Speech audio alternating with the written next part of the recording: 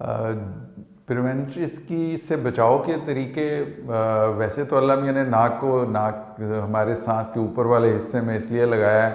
कि ये फ़िल्टर करता है अगर कोई डस्ट वगैरह आ जाती है या फ्यूम्स आ जाते हैं या स्मोक आ जाता है तो उसको, ताकि हमारे वो फेफड़ों में ना जाए, और उसको वो बचाव के लिए अल्लाह ताला ने अपना निज़ाम नाक के अंदर लगाया हुआ है। लेकिन इससे बचाव के लिए एक तो तरीका ये है कि अगर एलर्जिक साइनोसाइटिस है तो जिस चीज़ से एलर्जी है उस चीज़ से बचा जाए और उस चीज़ को अवॉइड किया जाए। सबसे बड़ी टिप तो ये है कि उस चीज़ को, से पेट रखा हुआ है कोई, तो उस जो पेट है उसको आप मतलब उसको आप निकाल दें घर से, उसको मज़ीद ना रखें। अगर डस्ट से है तो आप डस्टिंग, ड्राई डस्टिंग ना करें, आप वाइपिंग कर लें, आप कपड़ा गीला करके सफाई कर लें ताकि डस्ट उड़े नहीं।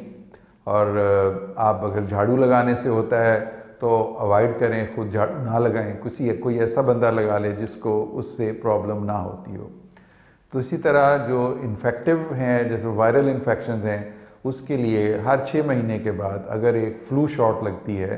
वैक्सीनेशन होती है, जो आम तौर पे जो फ्लू के जो जरासीम होते हैं उनके ख़िलाफ़ क़ुव्वत मदाफ़ियत को वो बढ़ा देती है, तो उसमें फ़्लू के अटैक्स रिलेटिवली कम हो जाते हैं या ख़त्म हो जाते हैं, तो वो भी लगवाई जा सकती है। लेकिन अगर ये बीमारियां परसिस्ट कर रही हैं और आपकी जो अलामत हैं वो इनको करने से ख़त्म नहीं हो रही, तो फिर आपको किसी अच्छे ENT स्पेशलिस्ट को दिखाने की ज़रूरत होती है।